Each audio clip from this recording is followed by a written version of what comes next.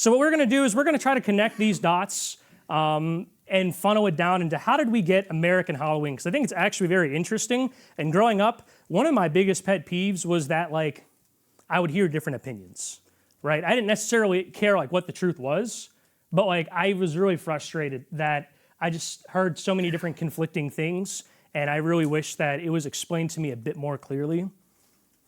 And so I'm hoping I can do that with you guys. So we're going to look at what made American Halloween American Halloween. So about 2,500 years ago, there is this group called the Celtics over in Europe, and they had a celebration called Samhain, or Samhain. And this is a festival that began on sunset of October 31st, and it ended sunset of November 1st because their day was measured by when the sun set. So that's when their day began. This festival, Samhain, marked the end of their harvest season. And they also believed that the line between the living and the dead was blurred and that the dead people could cross over into the living for a day. I don't really know where they got this idea from.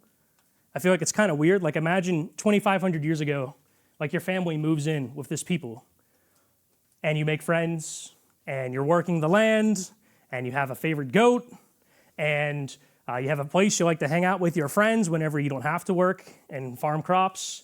And your friend's dad is like, hey, we're going to pick corn today. If it's brown, get it off the ground and watch out for witches.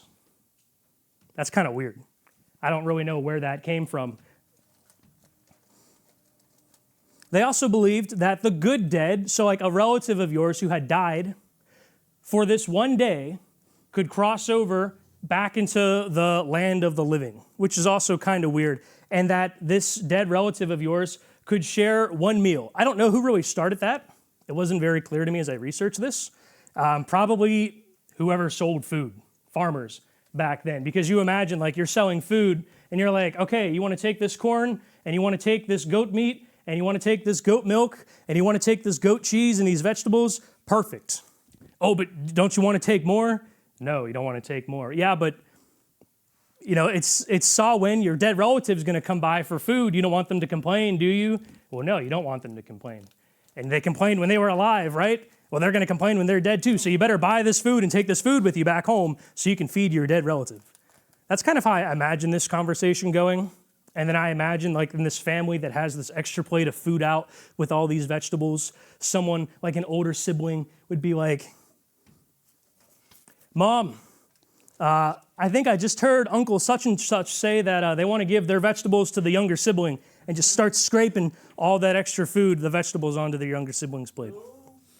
I had you in mind specifically, Jaden, my brother. I would definitely do that. Easy to joke about, but for them this was very real, right? This was a real festival, a real time when they thought that the dead could kind of cross into the realm of the living. The dead may even eat a meal.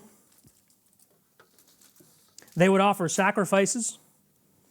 And the sacrifices were in hopes of avoiding a very harsh winter. They'd sacrifice crops. They would sacrifice animals.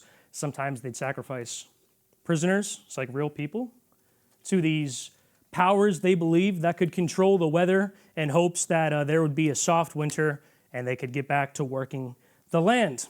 So imagine your parents put you in charge of this crop sacrifice and you're doing it with your cousin who's a big back. And as you're setting up, you look back and your cousin's eating like 7 tomatoes already with an 8th tomato in his hand. And you're like, you've killed us. You ate too many tomatoes. We're going to die and freeze because you're a big back.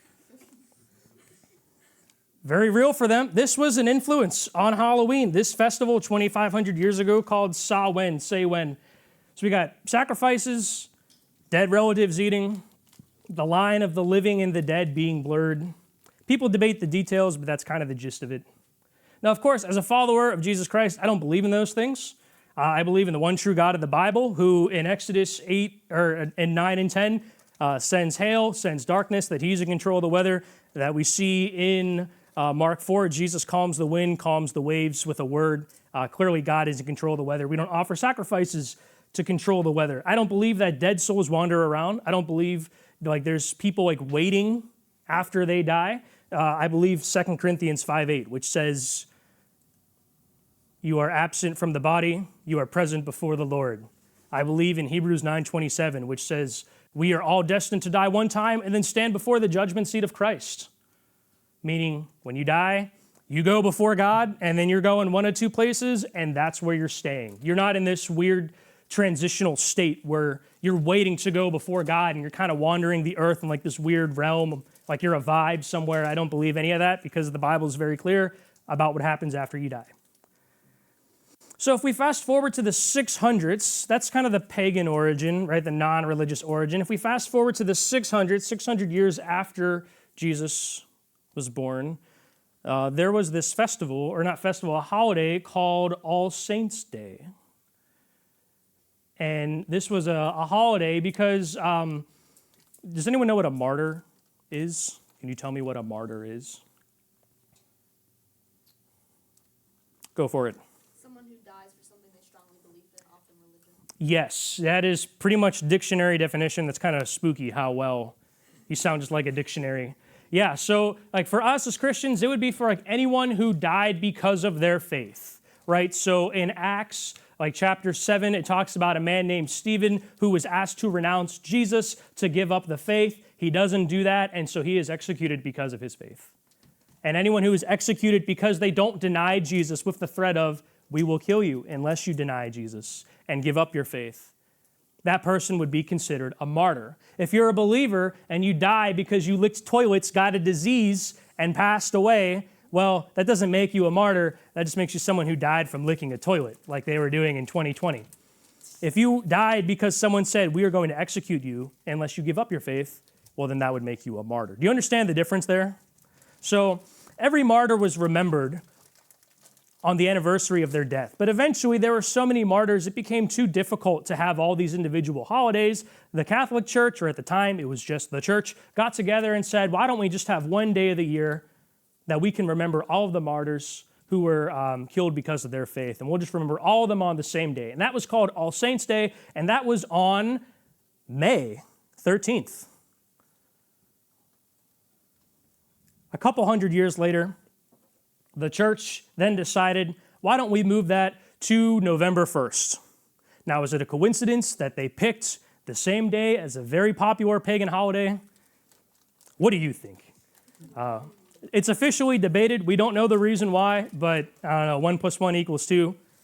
I think we can figure out why they picked that day out of all 365 days to have this Christian celebration on this pagan holiday. Eventually, All Saints' Day came to include all believers who had died, who were really good role models to other believers or had done just very good works in their life. And we know it now as All Saints' Day, although we don't really celebrate it too much.